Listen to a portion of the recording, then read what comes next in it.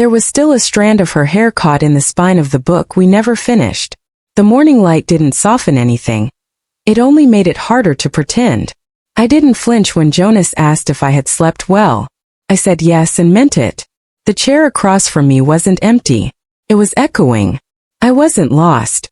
I had followed something only I could name. I've always believed I was practical. The kind of woman who lets flowers wilt without replacing them. Who remembers to unplug the kettle, even when distracted. Who knows when a thing is over: friendship, warmth, a feeling that once held meaning. But that night I learned some things don't end. They slip sideways. It was raining when I got home. Not the romantic kind of rain, the sort that stains concrete darker and makes glass sweat. The kind that keeps a house hushed. Jonas was in the shower. The sound of running water muffled his humming. A melody he repeated too often. The hallway smelled faintly of cedar and damp linen. Familiar and just slightly off. I didn't mean to check his phone. It was there on the dining table, screen up, breathing light into the room like it had something to say. I passed it once, then turned back. The first notification came in while I stood near the window, watching droplets chase one another down the glass. The second while I filled the kettle. The third was the one I opened. Layla. I had seen the name before. She was his teaching assistant or something close to it. 20-something. Sharp, curious eyes. I'd met her once in the back of a university book launch. She'd worn a navy coat and bright lipstick and called Jonas relentlessly poetic. I remember that exact phrase. It had made me raise an eyebrow. The message wasn't explicit. It was clever, too clever. A quote from Milan Kundera followed by, "You ruin my seriousness. I blame your smile." Then quietly a sunflower. Not an emoji exactly, more like a suggestion. I know how people write when they don't want to sound like they're reaching, which is exactly when they are. I didn't feel jealous. That word is too hot, too noisy. What I felt was colder. Like walking into a room and realizing something's been moved. Just an inch, just enough to make you uneasy. Jonas had said those words to me once. Years ago. In a hotel room that smelled of citrus soap and wood polish, when we were new enough to be reckless. I stared at the message longer than I meant to.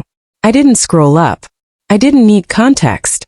I just stood there, listening to the low thunder of water above, holding the kettle in one hand like I might pour it, like I hadn't forgotten to plug it in. There's a particular silence that lives in long relationships. It's not empty. It's full of things not said, not asked. A silence we carry like a room inside us. And in that moment, I realized Jonas had started speaking in someone else's hallway. I turned off the screen, wiped it gently with the edge of my sleeve, set it back down, exactly where he'd left it, but not before removing my fingerprint from the device. Small act. Quick. Like brushing dust from a page you no longer plan to read. Later we ate dinner. He told me about a student who misquoted Nietzsche and made the entire class spiral into existential giggles. I laughed too. Or something like it. My fork moved, my nods timed. That night, when he fell asleep with his hand resting on his chest like punctuation, I watched him for a long time. Not with suspicion, but with a strange kind of clarity, like seeing a room under different lighting. I didn't love him less. I just noticed I'd stopped reading him closely. The rain hadn't stopped. It drummed softly against the windows, steady and patient. And somewhere in that sound, I knew I hadn't opened a door that night. Only stood very still beside one that was already cracked. The next few days passed in soft repetitions, like footsteps on an old rug that had learned where to give. Jonas didn't say anything different, but everything landed differently. Not in words. In timings.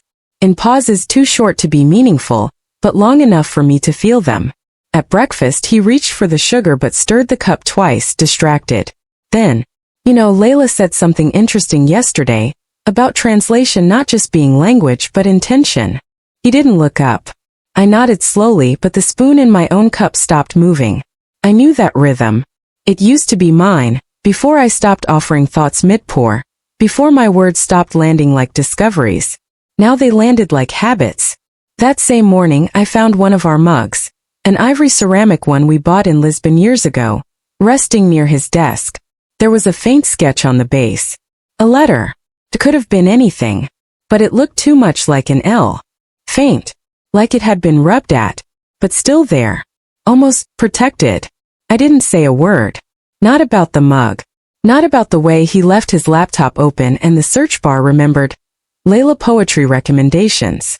That afternoon, I folded laundry in our bedroom.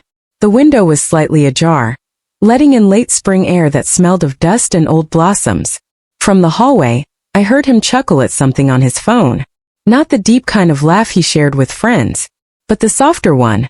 The laugh you reserve for someone who sees the strange corners of your mind and decides they're beautiful. I used to be that someone. He walked in holding 2 books. Layla lent me this. It's a German edition of Rilke. Look at the margin notes, they're brilliant. I smiled at the cover, touched it lightly and said nothing. But I felt the distance. Not miles, not even meters.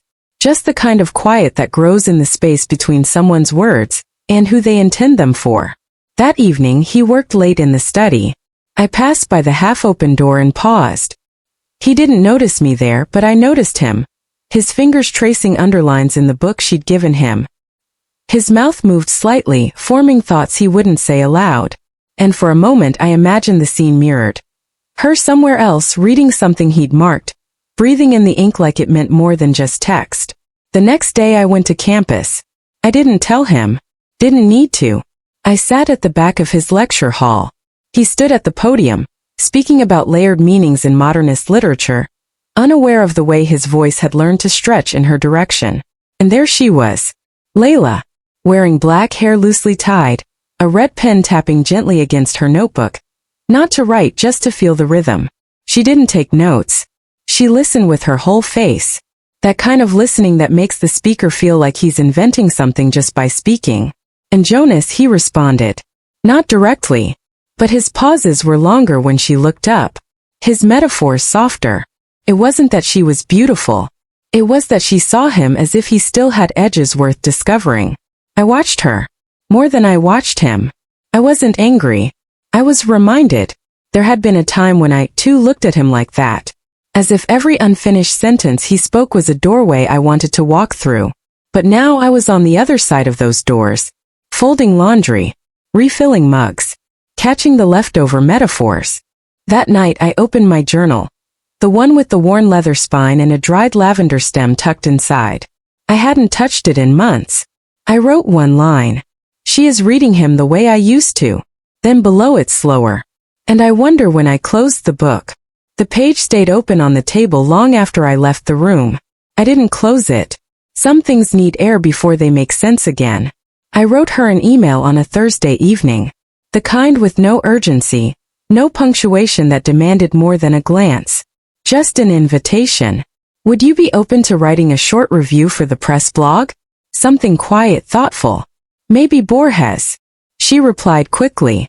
Too quickly to have hesitated. I read the timestamp twice, though I don't know why. We chose Saturday. Jonas had a weekend lecture out of town. The house was mine, quiet, sun-washed, a little too prepared. I arranged the teacups before she arrived, then rearranged them. I moved a book from the coffee table to the shelf, then placed it back. She knocked at 2:06. Not early. Not late. Just certain. I let her in. She smiled as if she'd been here before, though her eyes scanned the room like a page half read. She wore a loose gray sweater, sleeves pulled over her thumbs. Casual. But considered. The kind of softness that suggests control. I offered tea. She chose jasmine. Of course. We sat across from each other. The window beside us let in a long bar of gold light that touched everything but didn't warm it. She smelled like citrus and pencil shavings. I didn't know you handled editorial too, she said, fingers circling the rim of her cup. I didn't answer directly. Instead I asked, you know he's married, don't you? She looked up. Steady. No flicker. Then smiled small closed. And you know I don't need to be told that. Silence stretched. Not hostile. Just aware. The tea cooled between us. Neither of us drank it. I noticed the way her foot tapped faintly beneath the table. Barely moving but rhythmic. Like she was keeping time. Or waiting for a cue. I leaned back in the chair. My fingers brushed a folded linen napkin on the armrest. The one Jonas used every Sunday. Motif again. Familiarity. Displacement. He used to say I annotated life, I said. that I left notes in margins he hadn't even noticed. Now I think maybe I just stopped underlining. She didn't speak. Just blinked. Once. Slowly. Then tilted her head, as if framing me in a new light. I reached across, not far, only enough to adjust the strand of hair resting awkwardly near her collar. The gesture was light, casual if observed, but neither of us looked away. If you want him to change for you, I said softly, you should first understand who he became because of me. Sometimes to read a man, you need to meet the woman who edited his drafts. She smiled, this time not politely, like she understood the game now, or maybe knew she was never playing one. I stood. Slowly. She didn't follow. Just watched. I crossed the room, paused by the bookshelf. The one where Jonas once slipped a note between pages of Calvino for me to find. It was still there. I turned back. The light had shifted. It framed her from the side now, catching dust in the air like thought made visible. She looked older in that moment. Not by years but by knowing. I walked back toward her. Not quickly. Not carefully. When I stopped I didn't speak. I only looked down into her, not at her. And for the first time in months, I felt like I wasn't someone's aftermath. What happened next didn't have a name. Not one I've ever spoken out loud. But if you were in the room you wouldn't have heard anything at all. Just a chair shifting. The sound of breath held then exhaled. And maybe, just maybe, fingertips brushing the edge of a porcelain cup. Layla left without a word. The door closed behind her the way a memory slips. Quiet, undecided, without ceremony. I didn't follow. I didn't even stand. I just sat there, letting the air resettle itself around the shape she had briefly occupied. Her cup was still on the table. Not empty, not full. Just enough tea left to suggest she hadn't really finished, and yet didn't plan to return. There was a print on the rim, faint and curved, like a signature left in haste. I didn't wash it. Couldn't. Instead I rearranged the silverware drawer. Alphabetized the spice jars. Moved a book that had been slightly askew on the shelf for weeks. Jonas came home 2 hours later. His voice broke the hush like a wrong note in a symphony. Smells like cumin. Are we doing that lentil thing? He didn't notice the cup. He never really saw the things I stopped touching. I stirred the pot too slowly, letting the wooden spoon scrape just loud enough. The rhythm of domesticity familiar, but tonight it felt like borrowed choreography. You all right? He asked. I nodded before he finished the sentence. My hand trembled slightly as I reached for the salt. Not enough to spill, just enough to know something had shifted. He didn't press. He was kind like that. Or maybe just used to silence that pretends to mean peace. I set the table for 2. Not 3. The light over the dining area flickered once, then settled warm and soft. The kind that makes everything look more forgiving than it is. We ate in quiet. He complimented the lentils. Said something about a student presentation. I let it wash past me like white noise.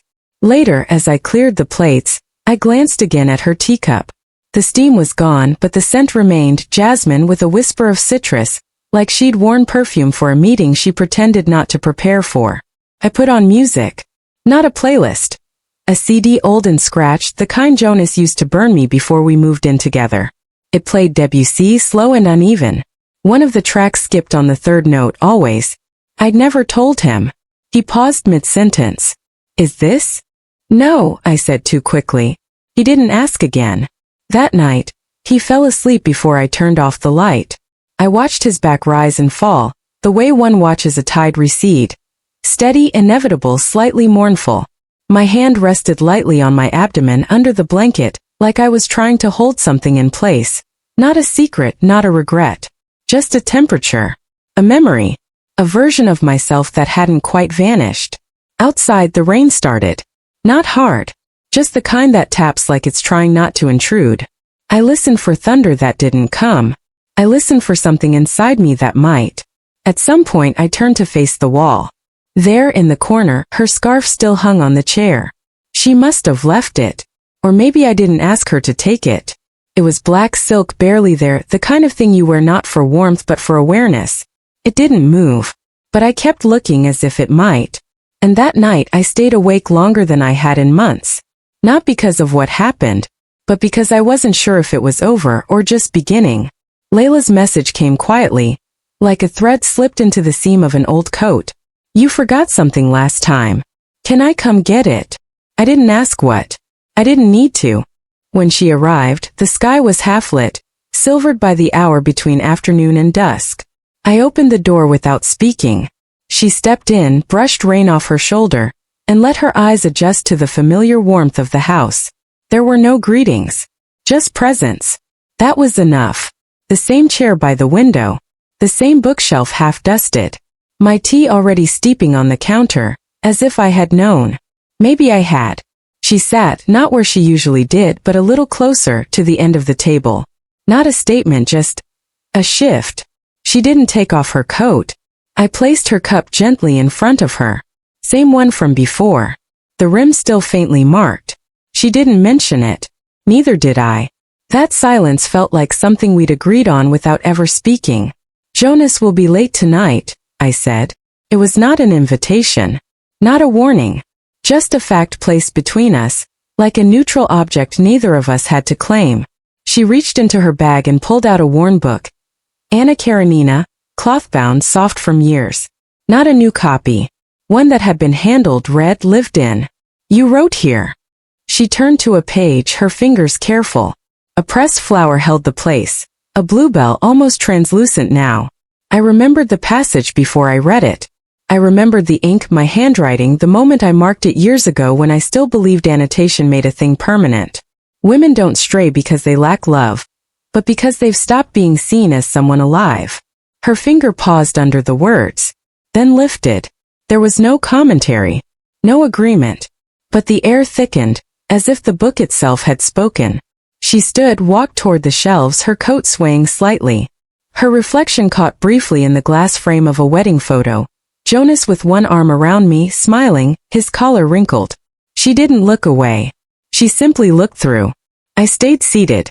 She returned without a word and sat again, closer this time. Just enough to feel the space shift. There was a pause. Not hesitation. A kind of recognition. Her hand rested on the table, fingers loose. I placed mine near hers. Not touching, but enough that I could feel the pulse in my own wrist echo against the wood. You knew this would happen, she said, not accusing. No, I replied. But I recognized it when it did. There was quiet. The kind that doesn't ask for anything. No one moved to close the space. But no one pulled away. Outside, the rain began again, soft, slow, as if the sky was trying to recall how it used to feel. She leaned back. I saw the lines of tiredness beneath her eyes. Not exhaustion, something deeper. Something I remembered once having to hide beneath makeup and bright tones. I thought of the first time Jonas looked at me with that same kind of attention. Before words. Before years. Before he had begun finishing my sentences before I could speak them. Layla didn't reach for me. But she looked at me in a way no one had in a long time, without history. Without conclusion. And I felt it. That strange clarity. That moment where want and choice stand side by side, not demanding, not justifying, only existing. Later, when she stood to leave, she didn't take the book. She left it on the table. The flower still between the pages. She smiled once, small, quiet. Then the door closed. I didn't move for a long time. The rain thickened. The light dimmed. And somewhere inside me, the sentence I had once underlined began again. Not with regret. Not with defiance. Just recognition. The door clicked softly before it opened, as if it too wasn't sure what it might interrupt. Jonas stood there halfway inside. I remember the light behind him, sharp, clinical from the hallway. But it stopped at the threshold, as though even it didn't want to intrude. He said nothing. Just looked. I was lying on the wooden floor, one arm stretched above my head, the other resting gently beside Layla's shoulder. Her head was in my lap. Eyes closed, not asleep, but somewhere quieter than waking. The window beside us was open a sliver, enough to let the curtains breathe, enough to blur the boundary between inside and outside. The air smelled of old paper, citrus tea, and something else, warm, alive, fleeting. I didn't move. I didn't need to. You once asked me if I believed in freedom, I said, voice low. Now is when you decide. There was no sharpness to it. No accusation. Just a kind of softened clarity, like frost melting at the edge of a window. He didn't reply. But his hand moved slowly, and he set his bag down by the coat stand. That sound, the muted thud of fabric on tile, was louder than it should have been. Felt like a line being drawn, and then erased. He stepped inside. He didn't ask what had happened, and I didn't offer. There was no script for this. No map. Only atmosphere and instinct, and something unspoken that sat just between us. Like steam that won't quite settle on glass. He sat across from us at first, knees bent, arms draped over them. Layla didn't stir. Maybe she knew already. Maybe this wasn't about permission, but about witness. My fingers traced the grain of the floorboards one line at a time. They felt warmer than usual. Or maybe I was warmer. I couldn't tell. I thought about the years Jonas and I had moved in parallel, close but never colliding. And how, somewhere along the way, we forgot how to ask for more. Or to notice that we hadn't. That night, we didn't reach for each other. No hands. No lips. Just nearness. That strange, disarming nearness that feels more intimate than anything else. The kind that says, I see you. I see all of you. And I'm still here. When the room finally dimmed into hush, we stayed on the floor. 3 bodies, not in a triangle, not in a line, but in quiet constellation. Breathing. Listening. Becoming. I don't remember falling asleep. Only waking to absence. Jonas was gone. The hallway light was off. The kettle hadn't been touched. But his mug, his favorite mug, was washed, dried, and turned upside down on the rack. A gesture so ordinary it made my chest tighten. Then I saw it. A folded piece of paper tucked beneath the sugar jar. I recognized the handwriting before I opened it. Layla's lines were always clean, but curved at the corners like someone trying to soften her edges. I didn't think I'd understand, until I saw you. Thank you for not being angry. And beneath the words in the bottom corner, the faintest sketch. A single cat's eye. I stared at it for longer than I should have. It was his symbol. Jonas's. The one he used to mark the back of every postcard he ever sent me 15 years ago. Back when we still played at being poets in love, long before life layered us with silence. And I smiled. A real one. Not from certainty, but from recognition. Because sometimes what binds us isn't the promise to stay, but the courage to return without armor. And to be seen. I never fell into it. People like to say things just happened. That we were swept away. But no. I wasn't swept. I stepped. With both feet. With eyes open. With no apology in my chest. I didn't mistake it for love. Or lust. Or anything with a name we've worn thin. What I felt in that room on that floor was not temptation. It was clarity. A brief, blinding moment of it.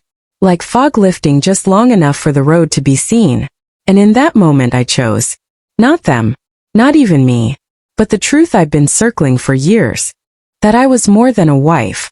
More than a memory of someone once desired. I didn't get permission. No one handed me a key. I turned the knob myself. There was a time I whispered my wants into pillows, thinking if I said them aloud, I'd owe the world an explanation.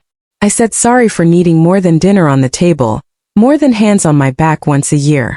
We're taught to be grateful for comfort. But comfort, when it's quiet long enough, becomes absence. Why do we apologize for wanting to be fully seen? I don't think awakenings arrive in fire and fury. They come like a breath you didn't realize you were holding. And when you let it go, it's not a scream. It's a sigh. A beginning. If any part of this made you pause, even for just a breath, then maybe, just maybe, you've been waiting too long for someone to tell you it's okay. So here it is. It's okay. If this story sat with you. Not loud but steady. Leave a small sign. A like. A share. A quiet nod in a loud room. Not for me. For you. Or for someone else who's still whispering into pillows.